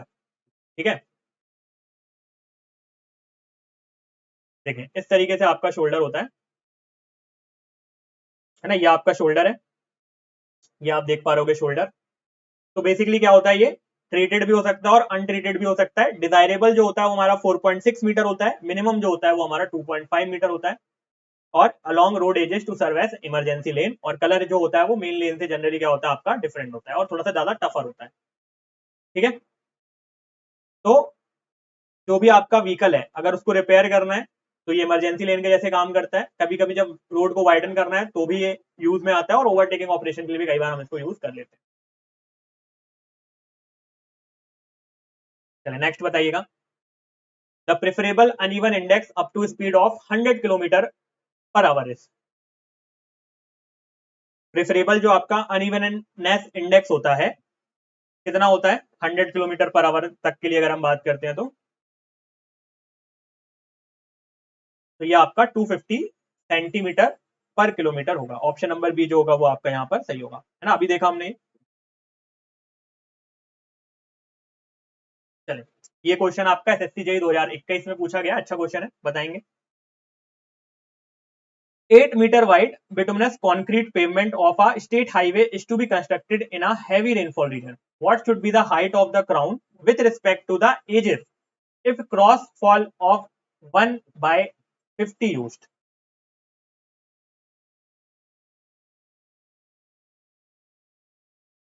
ठीक है, क्लियर है क्वेश्चन?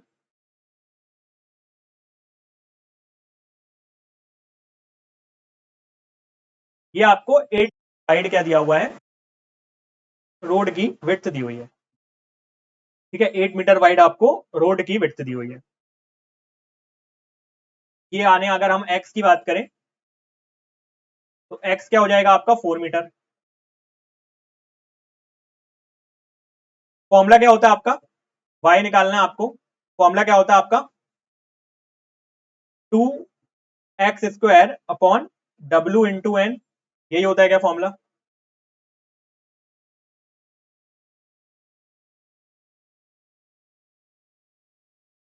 ठीक है, यहां पर आपका पैराबोलिक है ना, तो 2x² upon w into N होगा। w अपॉन 2n भी आप लिख सकते हो, वो आपका स्ट्रेट लाइन में हो जाता है। ठीक है, तो यहां पर अगर आप देखोगे तो 2 इंटू 4 का स्क्वायर डिवाइडेड बाय विड्थ आपकी 8 है और n आपका 50 है, तो इसको आप सॉल्व करोगे तो आपको y मिल जाएगा। क्या आ रहा है,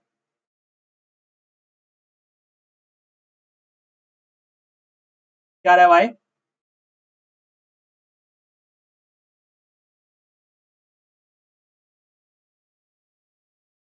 ठीक है, ऑप्शन नंबर डी यानी कि 0.08 मीटर।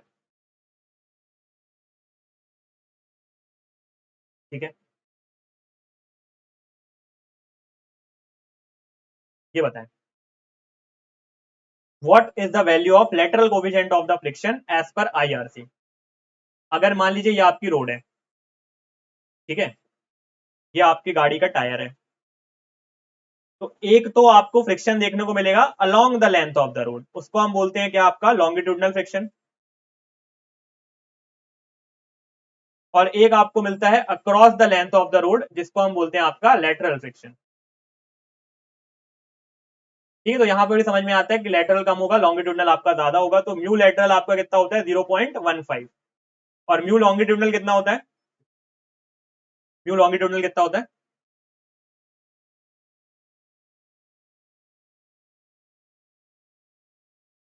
ठीक है, यहां पर तो लेटरल की बात हो रही है, लॉन्गिट्यूडनल अगर पूछा होता तो कितना होता,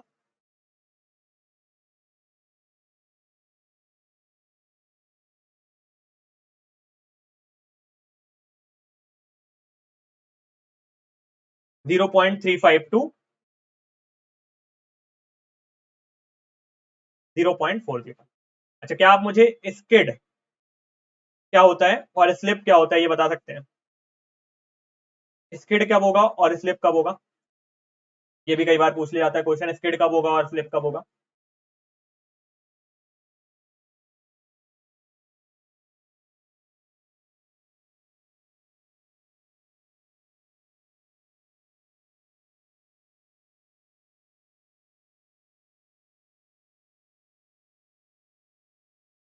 सरकमफेरेंशियल डिस्टेंस और लॉन्गिट्यूडनल डिस्टेंस के बीच का रिलेशनशिप बताइएगा इसके हिसाब से।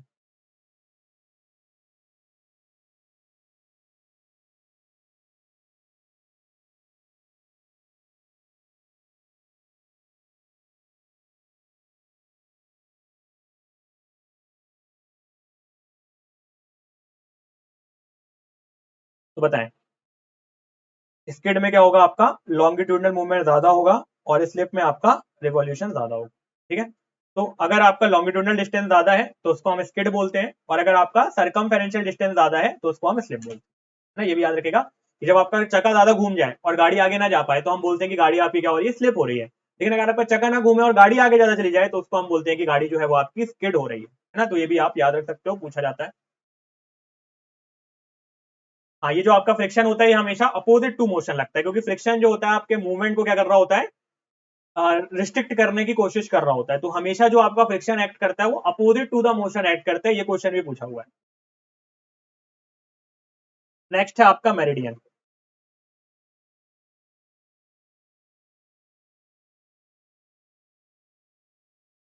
हाँ, स्लिप आपका जनरली वेट रोड के केस में होगा, और जब आपकी मिट्टी जहां पर ज्यादा होती है, जहां पर आपको ट्रैक्शन नहीं मिल पाता है ना, जहां पर ट्रैक्शन आपको कम मिलता है वहां पर आपका जो चक्का है वो स्लिप होता है। स्किड आपका रेड रोड में होगा और स्लिप आपका जहां पर मिट्टी है, जहां पर ट्रैक्शन आपको नहीं मिल रहा है वहां पर ज्यादा होगा। बताएं इसके बाद क्या है आपका मेरिडियन, है ना। तो मेरिडियन क्या होता है कि जो आपका रोड है उसको सेपरेट, मेरिडियन नाम से आता है कि मेरिडियन क्या कर रही होगी, दो रोड को आपको सेपरेट कर रही होगी। इसको हम इसलिए ट्रैफिक सेपरेटर के नाम से भी जानते हैं। ठीक है, मिनिमम जो डिजायरेबल विड्थ होती है हमारी हाईवे में मेरिडियन की वो 5 मीटर होती है, और जहां पर लैंड रिस्ट्रिक्टेड एरिया है उस कंडीशन पर ये 3 मीटर होती है। दो चीज याद रखेंगे, मिनिमम कितनी होती है आपकी, है 5 मीटर होती है, लेकिन जहां पर आपका लैंड रिस्ट्रिक्टेड एरिया है वहां पर ये 3 मीटर होगी। ठीक है, उसके अलावा नेशनल हाईवे के लिए 8 से 14 मीटर होती है, और जहां पर हेडलाइट ग्लेयर आ रहा होता है उस कंडीशन पर ये 6 मीटर होती है। ये 4-5 चीजें आप याद रख सकते हो। ठीक है, बाकी ट्रांजिशन जो होता है मेरिडियन में वो 1:20 से लेकर 1:15 तक होता है। क्लियर है। और इसके बाद होता है आपका राइट ऑफ वे। तो राइट ऑफ वे क्या होता है आपका, width of land acquired for construction. तो जो आपका विड्थ ऑफ लैंड होता है जो आप कंस्ट्रक्शन के लिए एक्वायर करते हैं उसको हम राइट ऑफ वे बोलते हैं। ठीक है, क्लियर है। ये आपका जो एसएससी का मेंस होता था उसमें आपका ये क्वेश्चन काफी बार पूछा हुआ है ना। मतलब उसमें आपका यहाँ से क्वेश्चन आता था, या तो आपके रेलवे से भी पूछा हुआ है और हाईवे से भी पूछा हुआ है, आप देखना पीवाईक्यू। पर अभी तो थोड़ा सा आना मुश्किल है। चलिए लास्ट क्वेश्चन आपके ज्योमेट्रिक जो आपके क्रॉस सेक्शनल एलिमेंट्स होते हैं उनके बारे में। Curve and meridian are two element in a highway cross section, choose the correct match.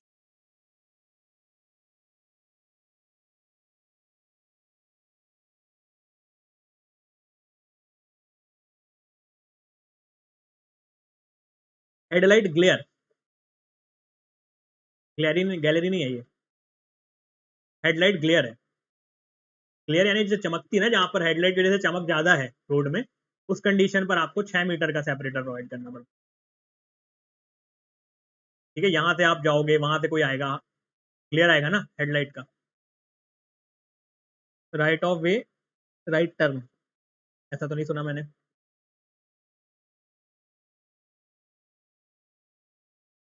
चलिए, curve and meridian are two element in a highway cross section, choose the correct match.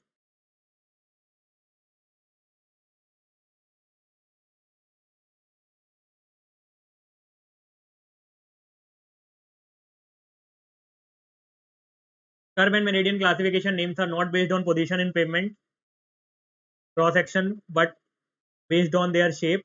Curve for both the side edges of the pavement and one meridian at the center line of the pavement.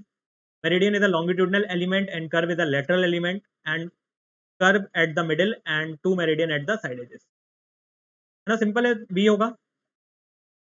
Curve at both side of the edges of the pavement and one meridian at the centre of the pavement, है ना, तो इसमें तो confusion होना चाहिए, B होगा।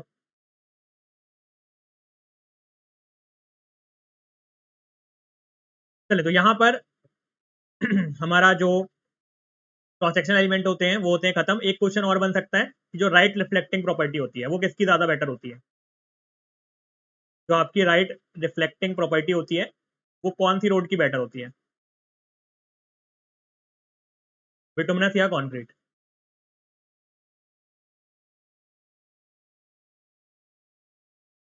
बताएं, एक ये क्वेश्चन भी पूछा जा सकता है।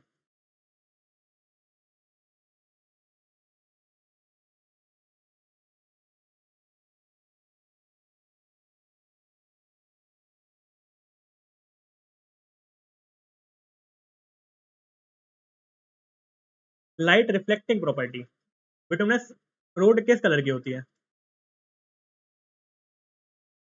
क्या ये ब्लैक कलर की होती है, क्या ये ग्रे कलर की होती है। ब्लैक जो है उसकी लाइट रिफ्लेक्टिंग प्रॉपर्टी ज्यादा अच्छी होती है। बताएं, कैसी बातें कर रहे हो। जो ब्लैक कलर होता है वो सबसे ज्यादा लाइट को क्या करता है, अब्जॉर्ब करता है, तो वो लाइट को रिफ्लेक्ट कैसे करेगा।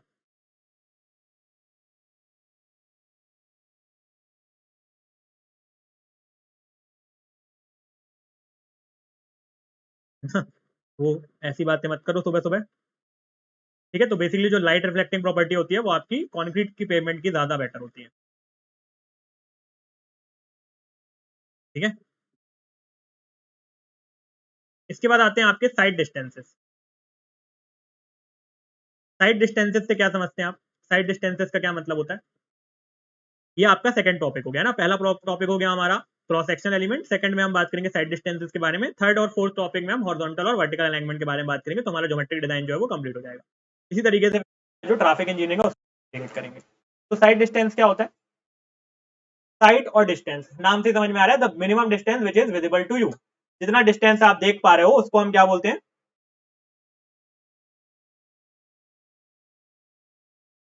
जितना डिस्टेंस आप देख पा रहे हो उसको हम क्या बोलते हैं? आपका साइड डिस्टेंस। नेक्स्ट सेशन ले लो, मतलब समझ नहीं पाया मैं। ठीक है, तो जितना मिनिमम डिस्टेंस आप एक साथ देख पाते हो उसको हम साइड डिस्टेंस बोलते हैं। अब सबसे पहला आता है आपका स्टॉपिंग साइड डिस्टेंस। ठीक है, अब इसको समझने की अगर आप कोशिश करो तो ये आप जा रहे हो अपनी गाड़ी से, ठीक है, और ये आपकी मान लीजिए रोड है। ठीक है, इस तरीके से आप रोड पे जा रहे हो। अगर यहां पर कोई ऑब्जेक्ट है, ठीक है, तो आप जब यहां पर ब्रेक लगाओगे तो कुछ डिस्टेंस को ट्रेवल करने के बाद आप रुकोगे, कुछ डिस्टेंस को ट्रेवल करने के बाद आप रुकोगे। तो स्टॉपिंग साइड डिस्टेंस का मतलब ये होता है कि कितना मिनिमम डिस्टेंस आपको दिखना चाहिए ताकि उस पर्टिकुलर ऑब्जेक्ट से कोलिजन के पहले आपका व्हीकल जो है वो स्टॉप हो जाए। अगर मैं रोड इस तरीके से बना दूंगा, अगर मैंने रोड कैसे बना दी आपकी, इस तरीके से रोड बना दी, ठीक है, अब यहां पर कोई ऑब्जेक्ट है मुझे दिखेगा नहीं क्योंकि मेरा तो विजिबिलिटी यहीं तक होगी। तो अगर मेरे सामने एकदम से ऑब्जेक्ट आया और मैं ब्रेक नहीं लगा पाया तो मेरा क्या हो जाएगा? कोलिजन। तो मुझे रोड को इस तरीके से डिजाइन करना है ताकि कि मुझे कम से कम इतना डिस्टेंस दिखे सामने का कि अगर कोई ऑब्जेक्ट मेरे सामने आ जाए तो मैं जैसे ही ब्रेक लगाऊं तो उसको टकराने के पहले ही मैं क्या कर पाऊं? रुक पाऊं, है ना। जनरली रेंज जो होती है वो 100 मीटर से जनरली ये ज्यादा होता है ना, 100 मीटर से ज्यादा होता है ये डिस्टेंस आपका स्टॉपिंग साइड डिस्टेंस। ठीक है, क्लियर है? स्टॉपिंग साइड डिस्टेंस क्या होता है? तो मिनिमम डिस्टेंस जो आपको दिखना चाहिए ताकि कोई ऑब्जेक्ट अगर आपके सामने आ जाए तो आप ब्रेक लगाओ और वो क्या हो पाए? आपका ब्रेक लगाने के बाद उस ऑब्जेक्ट से बिना कोलिजन के आप रुक पाओ। इस डिस्टेंस को हम बोलते हैं आपका स्टॉपिंग साइड डिस्टेंस। ठीक है, अब बेसिकली ये किस थ्योरी पर बेस होता है? जो आपका स्टॉपिंग साइड डिस्टेंस होता है वो किस थ्योरी पर बेस होता है ये बताएं आप पहले मुझे।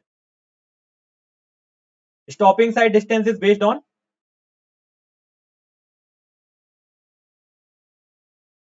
कौन सी थ्योरी होती है हमारी?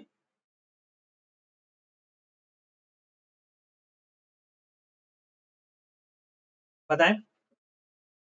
स्टॉपिंग साइड डिस्टेंस जो होता है वो कौन सी थ्योरी पे बेस होता है? पीआईईवी थ्योरी, है ना। ये भी पूछा जाता है क्या होता है पीआईईवी थ्योरी? पी से हो गया आपका परसेप्शन,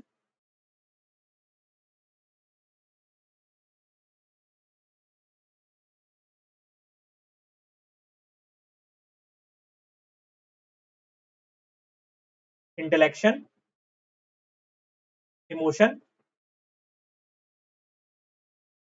एंड वायलेशन।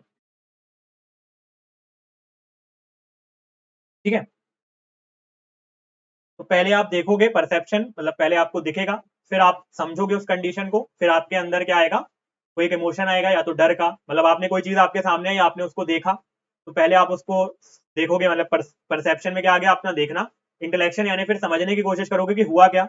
इंटेलेक्शन के बाद आपको ये समझ में आएगा, कुछ आपका या तो डर हो, अगर मान लीजिए एकदम से कोई सामने आ जाता है तो आपको या तो डर लगेगा या आप भड़बड़ा जाओगे, तो वो हो गया आपका इमोशन। और उसके बाद या तो आप ब्रेक अप्लाई करोगे या तो आप कट मार के निकलने की कोशिश करोगे, तो ये हो गया आपका वायलेशन। तो आपको ये एक डिसीजन लोगे, तो ये होता है आपका पीआईवी थ्योरी, है ना। उसके हिसाब से हम साइड डिस्टेंस को बनाते हैं। अब बेसिकली जो साइड डिस्टेंस होता है वो होता क्या है? Sight distance is the combination of brake distance plus lag distance. हाँ, ब्रेन से आपके स्पाइनल कॉर्ड तक जो रिस्पॉन्स जाएगा वो आपके इंटेलेक्शन पर जाएगा। देखने के बाद जो आपकी रिएक्शन गया ब्रेन तक वो आपका इंटेलेक्शन पर जाएगा। ठीक है, brake distance plus lag distance, SHD क्या होता है आपका? Brake distance plus lag distance. अगर ब्रेक डिस्टेंस के बारे में हम बात करें तो जैसे ही आप क्या करोगे, सबसे पहले तो जैसे आपने किसी को देखा, है ना, मान लीजिए कोई ऑब्जेक्ट आया उसको आपने देखा, तो देखने के पहले आप ये जो सोचा आपने कि परसेप्शन, इंटेलेक्शन, ये सारी जो आपकी दिमाग में चली, तो उस तक जो आपका टाइम वेस्ट हुआ, यानी जो आपका रिएक्शन टाइम आया, उसकी तरह ये आपकी गाड़ी है। ठीक है, यहां पर आपने एक पेड़ को देखा कि सामने आपके रोड के बीच में पेड़ रखा हुआ है। अब ये सब सोचने समझने के लिए बीच में ही आप थोड़ा सा डिस्टेंस ट्रेवल कर जाओगे, तो ये डिस्टेंस आपका क्या होता है? ये डिस्टेंस होता है आपका लैग डिस्टेंस, है ना। और फिर आपको समझ में आया कि हाँ सामने पेड़ है, अब मुझे लगाना है ब्रेक।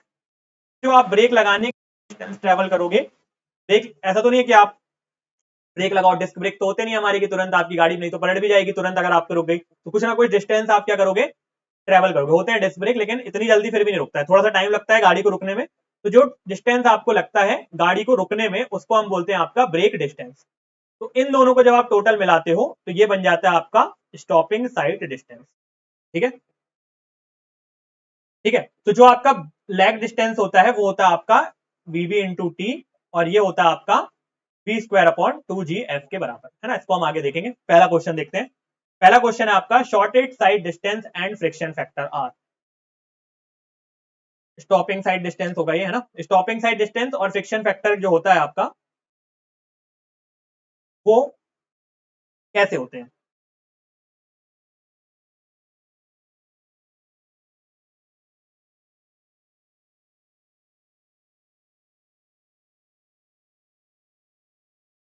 तो स्टॉपिंग साइड डिस्टेंस और जो आपका ब्रेक डिस्टेंस होगा वो they are inversely proportional to each other. Simple सा लॉजिक है। अगर फ्रिक्शन ज्यादा होगा, मान लीजिए आपकी रोड है, इस पे ये आपका फ्रिक्शन ज्यादा है, तो आपकी गाड़ी जो है वो जल्दी रुक जाएगी, है ना। क्योंकि फ्रिक्शन क्या करता है, आपके मोशन को अपोज करता है ना। अगर फॉर्मूले से अगर नहीं भी समझ में आए तो इससे आप समझ सकते हो कि जो फ्रिक्शन है आपके मोशन को अपोज करेगा, तो ये कैसा होगा, हमेशा आपका इनवर्ट अपोजिट डायरेक्शन पर होगा, है ना। तो जितना ज्यादा फ्रिक्शन होगा स्टॉपिंग साइड डिस्टेंस आपका उतना कम होगा। ठीक है, क्लियर है।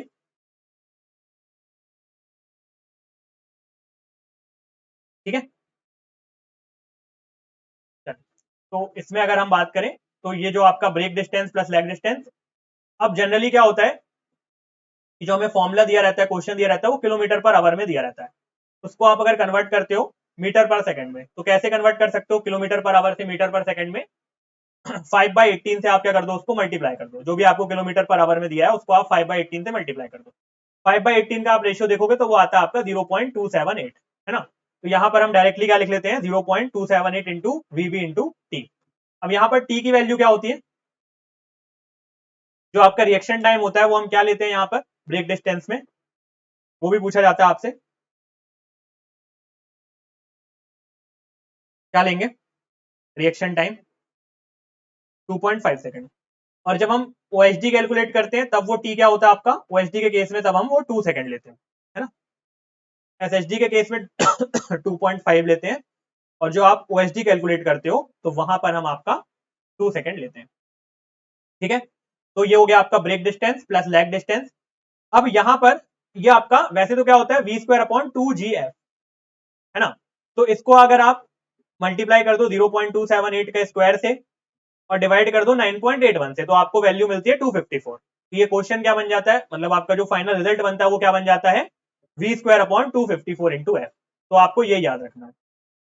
ठीक है, V square upon 254 into F. Clear है। अब इसमें एक क्वेश्चन और बन जाता है आपकी ब्रेकिंग एफिशिएंसी के ऊपर। अगर आपकी जो ब्रेकिंग एफिशिएंसी है वो 100% है, तो फिर तो यहाँ पर कुछ नहीं आएगा, मतलब आपका जो ब्रेक है वो बिल्कुल अच्छे से काम कर रहे हैं। ब्रेकिंग एफिशिएंसी 100% होने का क्या मतलब है कि आपके ब्रेक बिल्कुल बढ़िया तरीके से अगर काम कर रहे हैं, तो उस कंडीशन पर आपकी बी की वैल्यू क्या हो जाती है, 100।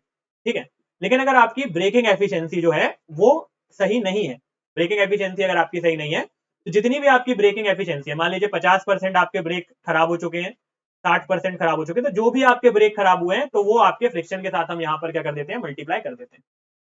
ठीक है, तो ब्रेकिंग एफिशिएंसी अगर आपकी, अब बेसिकली जब आप इसको फ्रिक्शन को मल्टीप्लाई करोगे, अच्छा मुझे आप ये बताइए, अगर ब्रेकिंग एफिशिएंसी अच्छी होगी तो एसएसडी बढ़ेगा या कम होगा। अगर हमारी जो ब्रेकिंग एफिशिएंसी है वो बढ़ेगी तो एसएसडी बढ़ेगा या कम होगा। ब्रेकिंग एफिशिएंसी ज्यादा होगी तो एसएसडी क्या होगा, कम होगा कि ज्यादा होगा, या ब्रेकिंग एफिशिएंसी अगर कम होगी तो फिर एसएसडी में क्या फर्क हमको देखने को मिलेगा,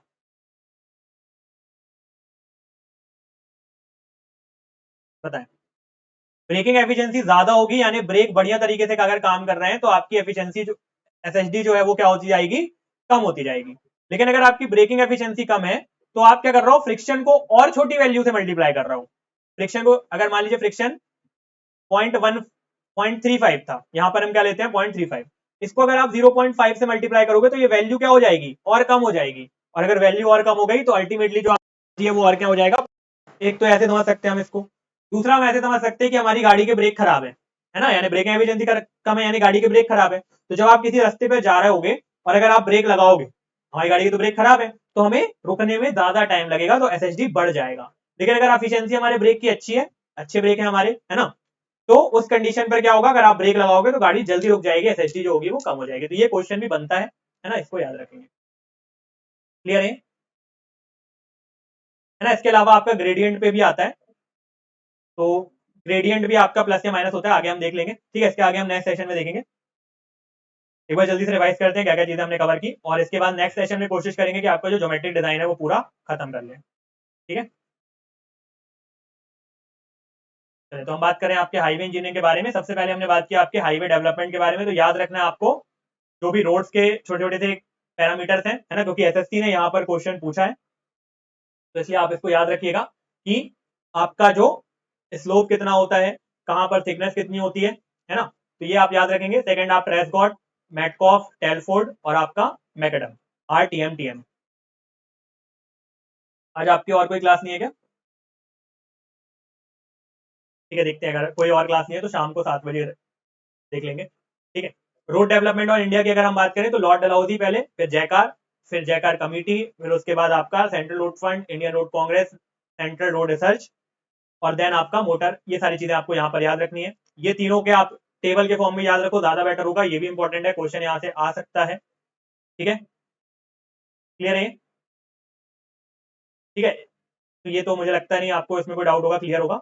मेनली फिर हम ज्योमेट्रिक डिजाइन के बारे में बात करते हैं। क्रॉस सेक्शन एलिमेंट, यहाँ पर अभी तक जो हमने इस सेशन में बात की है वो ज्यादातर आपके फैक्चुअल चीजें थी, मतलब आपका डेटा बेस्ड चीजें ज्यादा थी, डायरेक्ट डायरेक्ट आपको याद रखना है। अब नेक्स्ट सेशन जो होगा वो पूरा आपका न्यूमेरिकल बेस्ड ज्यादा होगा, जहां पर हम ज्यादा आपके जो क्वेश्चन फॉर्मुले पे बनते हैं उनको सॉल्व करेंगे। चल, तो कोई डाउट या कोई क्वेरी है तो आप पूछ सकते हो।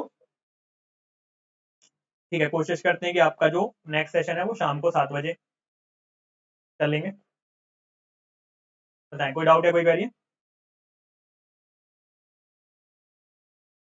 जी, आप टेंशन नहीं ले, जल्दी हो जाएगी।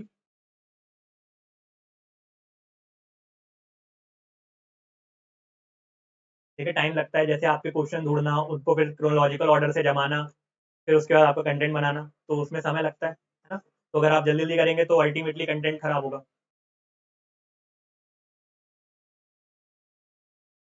है ना। तो जितना जरूरी है उतना जल्दी हम करेंगे, पर बहुत जल्दी फिर ऐसे तो एक ही सेशन में भी हम पूरा कर सकते हैं, पर वो फिर काम नहीं आएगा ना।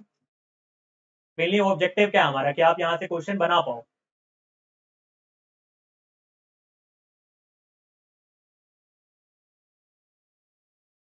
देखिए, लास्ट वीक में कोई भी एग्जामिनेशन हो, अगर आप लास्ट वीक पर पहुंच गए हैं तो मेक श्योर कि अब आपके कॉन्फिडेंस पे आप काम करो। कॉन्फिडेंस पे कैसे काम किया जा सकता है?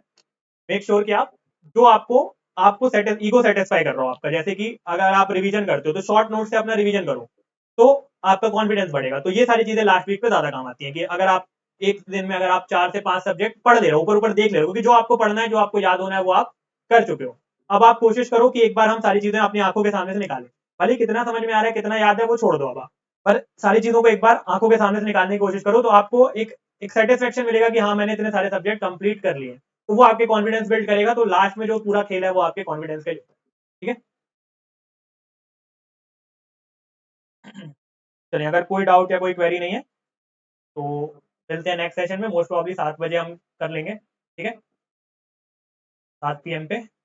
और कोशिश करें कि आप जो लास्ट टाइम है उसमें ज़्यादा से ज़्यादा टेस्ट लगाने की कोशिश करें, भले ही नंबर आए या ना आए, पर कोशिश करें कि टेस्ट ज़्यादा से ज़्यादा लें। तो इस सेशन के लिए इतनी उम्मीद करता हूँ सेशन पसंद आया होगा। कोई भी क्वेरी या कोई भी डाउट है तो you can always out to me. Thank you so much for the time, all the best, have a great day, keep smiling, stay motivated. मिलते हैं नेक्स्ट सेशन।